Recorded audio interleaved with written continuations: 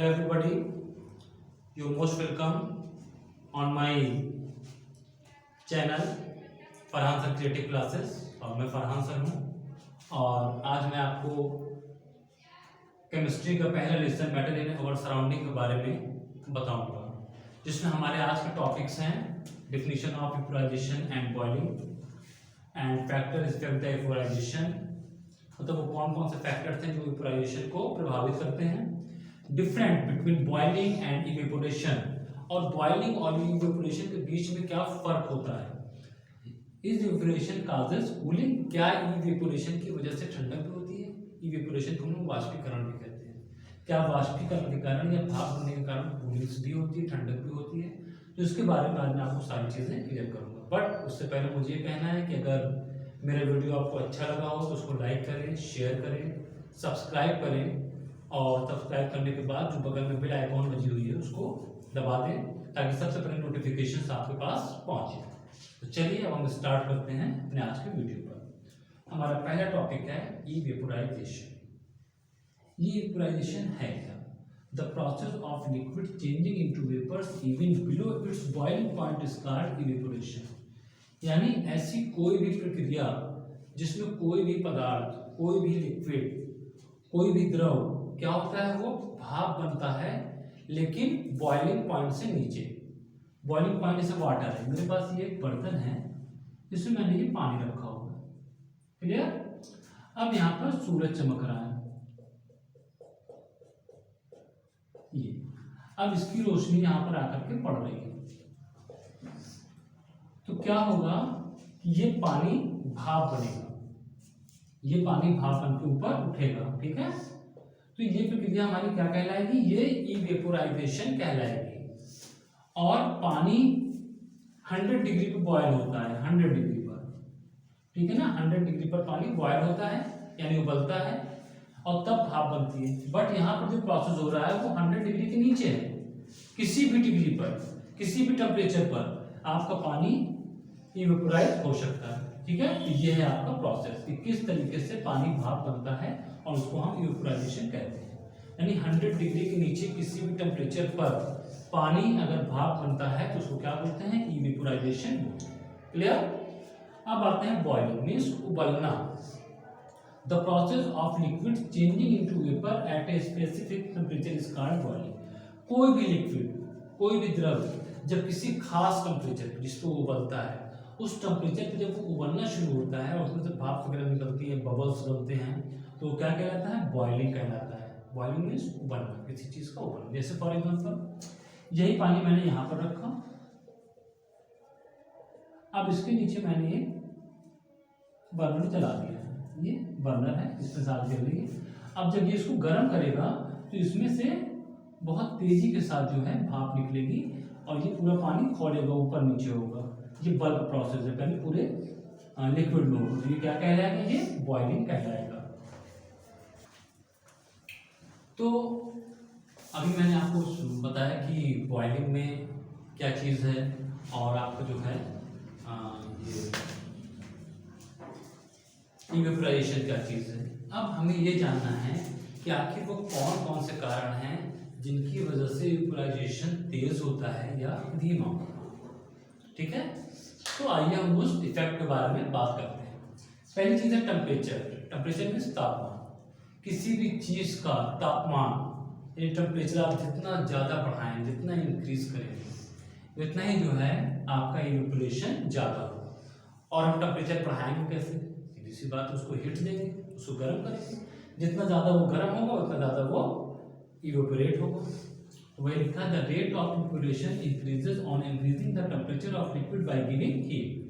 यानी अगर आपको इवेपोरेशन को इंक्रीज करना है तो आपको क्या करना पड़ेगा, टेम्परेचर बढ़ाना पड़ेगा और उसके लिए आपको हीट देनी पड़ेगी, गर्मी देनी पड़ेगी। जस्ट इसका अपोजिट, अगर आपने टेम्परेचर डाउन कर दिया तो क्या होगा, हीट एनर्जी आप कम देंगे, टेम्परेचर डाउन होगा और इवेपोरेशन धीमे धीमे होगा, बट उसकी स्पीड कम हो जाएगी। दूसरा फैक्टर है surface area of the liquid. अब देखिए सरफेस एरिया, मैंने यहाँ पर दो चीजें रखी, एक ये फैला हुआ बर्तन सॉकर और इट इज अ ग्लास।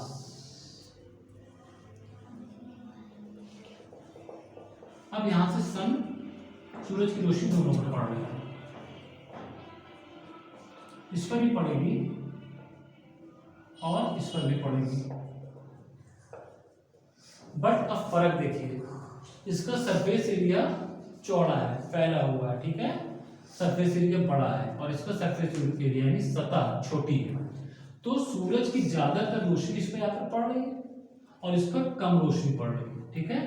तो क्या होगा, ये जल्दी इवेपोरेट होगा। क्यों? क्योंकि उसको ज्यादा हीट मिल रही है, इसका एरिया ज्यादा चौड़ा है, इसका सरफेस एरिया ज्यादा ब्रॉड है, तो इसमें ज्यादा सूरज की रेज आकर के पड़ रही है, देखिए, और इसमें कम पड़ रही है।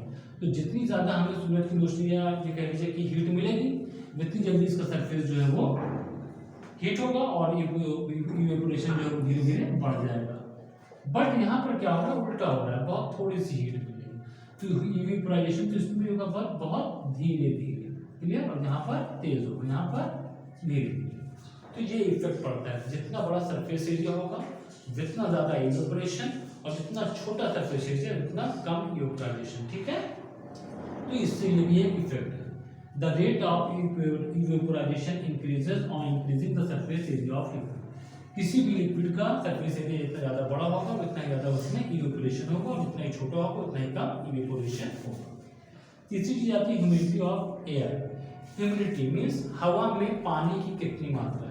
अक्सर आपने देखा होगा कि हम लोग कपड़े धो करके सुखाते हैं, उसको ऊपर छत पे फैला देते हैं, कपड़े सूख जाते हैं। तो गर्मी में जब आप कपड़े फैलाते हैं, कपड़े बहुत आसानी के साथ सूख जाते हैं, जल्दी सूख जाते हैं। बट वही चीज जब हम बरसात के मौसम में कपड़ों को सुखाते हैं तो कपड़े बहुत धीरे धीरे सूखते हैं। वाई?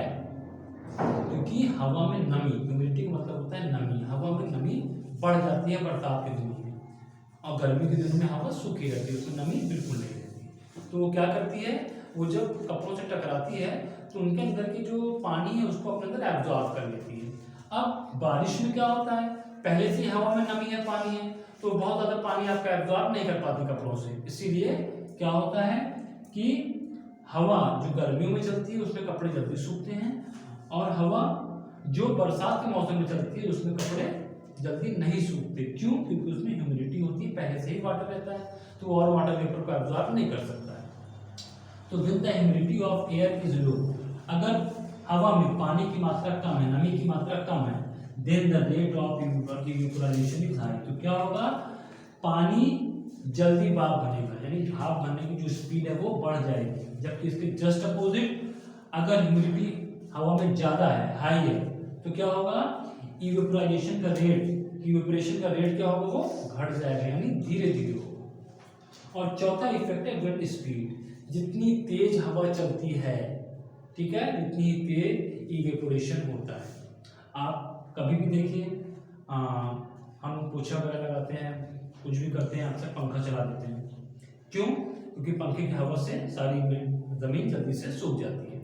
यही होता है कपड़े का भी। आप कपड़े को ऊपर छत पर रखिए, तो अगर तेज हवा चल रही है तो कपड़ा जल्दी सूखेगा, और अगर धीरे धीरे हवा चल रही है तो वो धीरे धीरे सूखेगा। तो विंड स्पीड जो है ये भी एक इफेक्ट है, तो भी हमारा जो है एक इफेक्ट है जिसकी वजह से जो है इवेपोराइजेशन प्रभावित होता है। तो the rate of evaporation of a liquid increases with increasing wind speed, यानी वाष्पीकरण की रेट जो है वो बढ़ जाती है लिक्विड में जब हवा तेज चलती है, ठीक है। तो अब हम कंपेयर करेंगे कि इवेपोराइजेशन में और बॉइलिंग में क्या फर्क होता है। What is the difference between evaporation and boiling.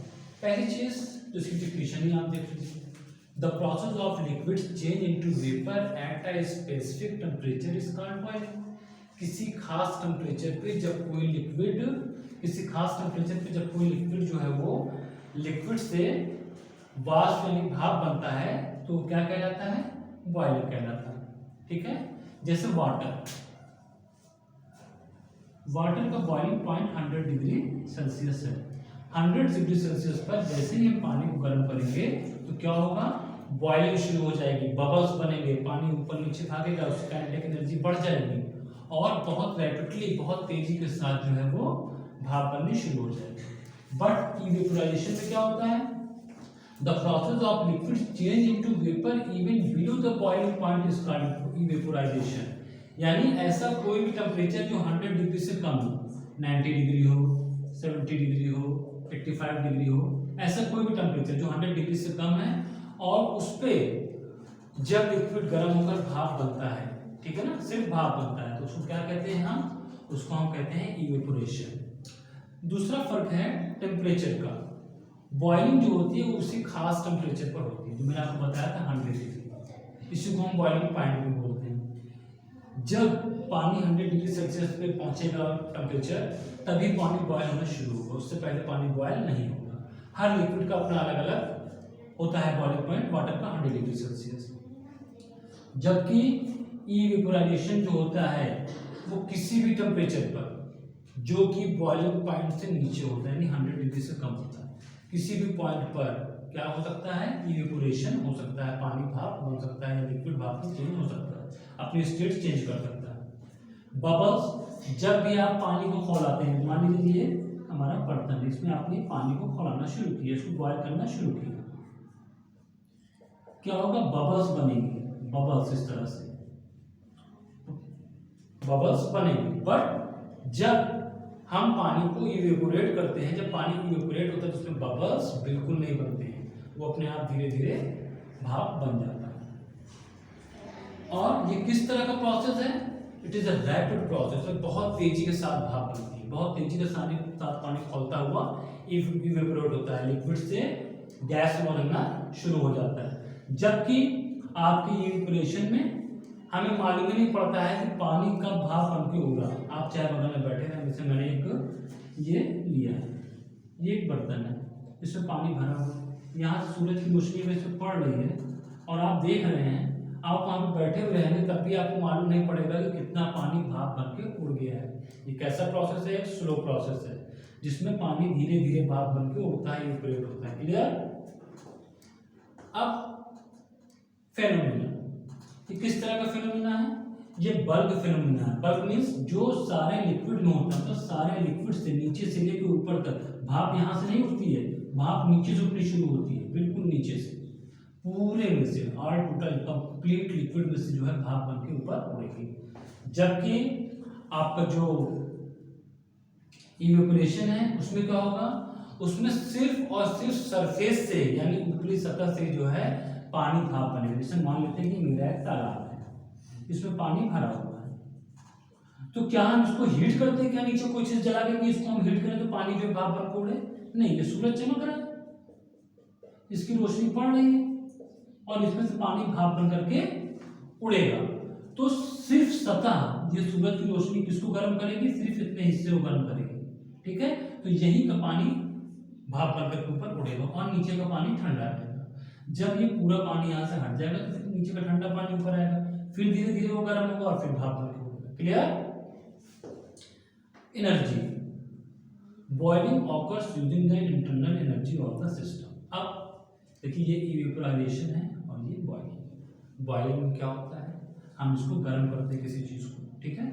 तो ये जब गर्म होता है वो चीज, तो ये पानी है, तो जब लिक्विड गर्म होता है तो जहां तक आपकी ये आंच पहुंच रही है, जहां तक ये गैस जा रही है, पहले वो इतना पानी गर्म होगा। जब ये इतना पानी को अच्छी तरह से गर्म हो जाएगा तो ये ऊपर उठेगा। क्यों? बिकॉज लाइट, क्योंकि जो गर्म पानी होता है वो ठंडे पानी से हल्का होता है। अब ये पानी ऊपर चला गया, यहाँ पर आ गया, अब यहाँ का पानी फिर नीचे आया और फिर ये गर्म होगा। इस तरह से करते करते धीरे धीरे पूरा लिक्विड हमारा गर्म होगा। तो ये अपनी एनर्जी से ही गर्म होता है, ठीक है। ये अपनी एनर्जी यूज करता है, खुद की इंटरनल एनर्जी, अपने खुद के अंदर की एनर्जी यूज करता है और तब गर्म होता है। बट इवेपोरेशन में आप देखिए नीचे का पानी ठंडा है, ऊपर का पानी गर्म है। कैसे गर्म हो गया? क्योंकि सूरज जो कि एक एक्सटर्नल सोर्स है, यहाँ पर सूरज नहीं है, बाहर है, वो इसको जो है हीट एनर्जी दे रहा है। उस हीट एनर्जी से क्या कर रहा है, अपने आप को जो है गर्म कर रहा है, अपने स्टेट को चेंज कर ले रहा है। मीन्स ये एनर्जी बाहर से आ रही है, आपके अंदर से नहीं आ रही, और ये एनर्जी आपके अंदर से आ रही है, बाहर से नहीं आ रही। क्लियर? तो जब बॉइलिंग होती है तो क्या होता है, वो अपने सिस्टम के अंदर की जो है एनर्जी को यूज करता है, जबकि इवेपोरेशन में क्या होता है, अपने अंदर की एनर्जी नहीं यूज की जाती, जबकि बाहर की एनर्जी यूज की जाती है। कूलिंग, अब जब आप किसी चीज को बॉयल करते हैं तो उसमें कोई भी कूलिंग नहीं होती है, उसमें कूलिंग इफेक्ट बिल्कुल नहीं पड़ता है। लेकिन जब आप किसी चीज को इवेपोरेट करते हैं तो वो कूलिंग इफेक्ट डालता है। फॉर एग्जांपल गर्मी के मौसम में मैं धूप में चलता हुआ अपने घर तक पहुंचा। अब जब मैं अपने घर पहुंचा तो मैं पसीने से बिल्कुल लथपथ था। अब अगर मैं पंखे के नीचे बैठता हूँ तो मुझे खूब ठंडा लगता है, और तब तक ठंडा लगता है जब तक कि मेरा सारा पसीना सूख नहीं जाता है। ऐसा क्यों? क्योंकि आपके ऊपर जो लिक्विड था पसीने के रूप में, जब आपने फैन को ऑन किया तो पसीना क्या आ रहा, इवेपोरेट हो रहा है, इवेपोरेट हो करके उड़ रहा है। तो जैसे जैसे पसीना जो है भाप बन के उड़ रहा है, इवेपोरेट हो रहा है, वैसे वैसे आपको ठंडक मिलेगी। सेम यही चीज होता है आपके घड़े में, पिचर में। जब आप घड़े में पानी रखते हैं तो क्या होता है, घड़े का पानी ठंडा रहता है। क्यों? क्योंकि उसके अंदर छोटे छोटे छेद होते हैं, उन छेदों से थोड़ा थोड़ा पानी बाहर आता है, और जो बाहर की गर्मी रहती है वो उस पानी को भाप बनाकर उड़ाती है। ठीक है, उससे क्या होता है, ठंडक आती है, कूलिंग आती है, इसीलिए घड़े का पानी भी ठंडा रहता है। क्लियर? आई होप ये भी बात आपकी समझ में आ गई होगी। अब मैंने अभी तक जो भी आपको बॉइलिंग और इवेपोरेशन के बारे में बताया उसकी पूरी समरी मैं आपको बता देता हूँ, इसी तरह में आप सब कुछ समझ जाएंगे। Looks, evaporation occurs on the surface of the liquid, यानी इवेपोरेशन जब भी होगा आपके सरफेस पे ही होगा। अगर ये पानी है तो सिर्फ यहाँ से ही जो है इवेपोरेशन भाप बनेगी। क्लियर? यहाँ से ही वेपर्स बाहर निकलेंगे और नीचे के हिस्से को कोई फर्क आपके नहीं पड़ेगा। While boiling occurs at the whole liquid, जबकि यही लिक्विड अगर आपका जो है बॉयल किया जाएगा, इसको बॉयल करेंगे तो क्या होगा, इस पूरे लिक्विड में से जो है वेपर्स निकलेंगे। क्लियर? तो ये फर्क, इसीलिए इसको कहते हैं बल्क फेनोमेना और इसको बोलते हैं surface phenomena. Clear? Boiling occurs rapidly, जब हम किसी भी चीज को बॉयल करते हैं, उबालते हैं, तो वो बहुत तेजी के साथ जो है वेपर्स बनाता है, बहुत फास्ट, साफ साफ दिखाई पड़ता है कितने वेपर्स निकल रहे हैं। क्लियर? जबकि जब हमारा इवेपोरेशन होता है तो ये इवेपोरेशन ऑकर्स स्लोली, जब इवेपोरेशन होता है भाप बनती है, सिर्फ भाप बनती है, तो क्या होता है, बहुत धीरे धीरे। यहाँ तक कि इसको आप ऐसे समझिए कि आपने एक बर्तन में पानी लेकर के जो है सूरज के सामने रख दिया है, सूरज उसको गर्म कर रहा है और भाप बन भी रही है, बट आपको मालूम ही नहीं पड़ेगा कि कब पानी इवेपोरेट हुआ और कितना पानी इवेपोरेट हुआ। ठीक है, जब कुछ देर बाद आप 2-4 घंटे बाद उसको जब नापेंगे, जोखेंगे, जो भी करेंगे, तो आपको मालूम पड़ेगा था पानी थोड़ा सा कम है। तालाब वगैरह का पानी ऐसे ही जो है भाप बनता है, तालाब हुआ, नदी हुआ, समुद्र हुआ, इवेपोरेशन के कारण उसको कोई बॉयल नहीं करता। तीसरा, evaporation occurs at any temperature, 100 degree से कम किसी भी टेम्परेचर पे आप इवेपोरेशन कर सकते हैं। बस वो बॉइलिंग पॉइंट यानी 100 डिग्री तक नहीं होना चाहिए, 70 डिग्री, 80 डिग्री, 90 डिग्री, 75 डिग्री, किसी भी डिग्री पर आप इवेपोरेट कर सकते हैं। बट बॉइलिंग कब होगी, only and only 100 degree Celsius, वो भी वाटर का, ओनली वाटर का, हर लिक्विड का अलग अलग होता है। मैं यहाँ वाटर का आपको बता रहा हूँ 100 डिग्री। तो जैसे ही आपका टेम्परेचर 100 डिग्री पे राइस पहुंचेगा, वैसे ही जो है बल्क फिनोमेना स्टार्ट होगा और आपकी बॉइलिंग शुरू होगी, और बॉइलिंग 100 डिग्री पर होगी, तभी जो है भाप बननी शुरू होगी, वेपराइजेशन तभी शुरू होगा बॉइलिंग में।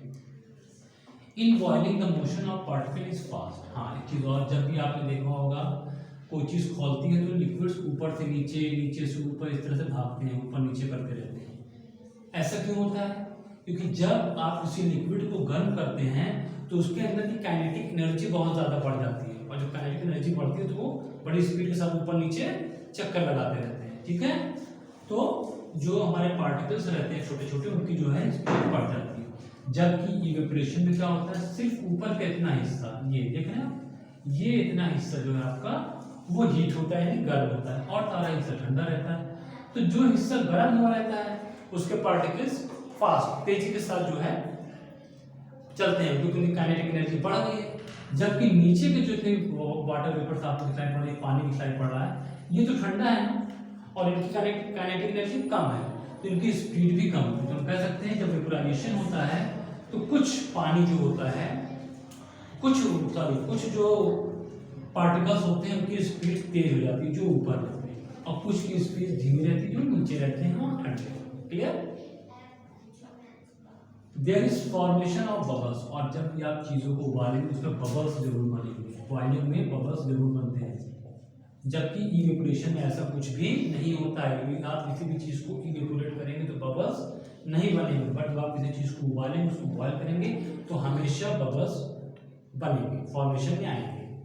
ठीक है, तो आई थिंक ये भी चीज़ आपकी समझ में आ। तो अब एक टॉपिक हमारे पास और था, मैंने आपको बताया था कि जब भी हम किसी चीज़ को इवेपोराइज करते हैं, जब भी हम इवेपोरेशन करते हैं तो चीज़ें ठंडी होती हैं। क्या ये सही है? और अगर सही है तो चीज़ें कैसे ठंडी होती हैं? सोचने वाली बात है। मैंने आपको बताया था कि वेपोराइजेशन में जब होता है वेपोराइजेशन तो ये क्या लेता है? एक्सटर्नल एनर्जी लेता है। इसके पास अपनी एनर्जी नहीं रहती है, बाहर की एनर्जी को खींचता है। और कौन सी एनर्जी को खींचता है? Heat energy. क्लियर? अब सपोज कीजिए मैंने भी आपको बताया कि मैं धूप में पसीने से तरबतर अपने घर पर पहुंचा और पंखे के नीचे बैठा, तो मेरे सारे शरीर पे पसीना है। तो अब जब हवा चलती है, मैंने आपको बताया था कि हवा भी जो है एक इफेक्ट डालती है इसके ऊपर। तो अब क्या होगा, जब मेरे ऊपर हवा पड़ेगी, हवा तेज चल रही है, तो मेरा जो पसीना है, जो मेरा लिक्विड है, वो भाप में चेंज होना शुरू होगा, इवेपोराइज होगा। तो जब भी हमारा जो लिक्विड वेपर में चेंज होता है तो उसके लिए क्या चाहिए हमें? उसके लिए हमें लेटेंट हीट चाहिए, हीट एनर्जी चाहिए। यानी कि मेरे अंदर का पसीना जो है वो जब भाप बन रहा है तो अपने आसपास की एनर्जी को अपनी तरफ खींच रहा है, तो उससे क्या हो रहा है? मुझे ठंड लगती है। ठीक है, अब ऐसे जैसे गर्मी के मौसम में अक्सर आपने देखा होगा लोग छतों पर स्प्रिंकल्स करते हैं, पानी डालते हैं। तो पानी डालने के कुछ देर बाद क्या होता है, वहाँ की जो ज़मीन रहती है वो पूरी की पूरी ठंडी हो जाती है। क्यों? जब आप पानी डालते हो तो पानी जब पड़ता है ज़मीन के ऊपर तो ज़मीन कैसी रहती है? गर्म रहती है। पानी जब उस पर पड़ता है तो पानी की जो है स्टेट यानी उसकी अवस्था चेंज होती है, वो लिक्विड से वेपोराइज होता है, यानी भाप में बदलता है, गैस में बदलता है। तो वो अपने साथ हीट को लेके जाता है, लेटेंट हीट को लेके जाता है। क्लियर? तो जितना ज़्यादा पानी पड़ता है उतनी ज़्यादा जो है हीट उसके साथ जाती रहती है। क्यों? क्योंकि वो पानी को भाप में चेंज कर रही है, और जब भी स्टेट बदलती है तो हीट निकल के बाहर जाती है। तो ऐसे क्या होता है, धीरे धीरे क्या होता है, जितना ज़्यादा पानी बढ़ता जाता है उतना ज़्यादा जो हीट एनर्जी निकलती जाती है। और एक टाइम ऐसा आता है कि सारी की सारी हीट एनर्जी निकल जाती है और फिर पानी नहीं सूखता, वहाँ पे ऐसे ही पड़ा जाता है, तो हम पानी डालना छोड़ देते हैं। सेम यही चीज़ आप देखेंगे कि घड़े पे पानी, ये घड़ा है,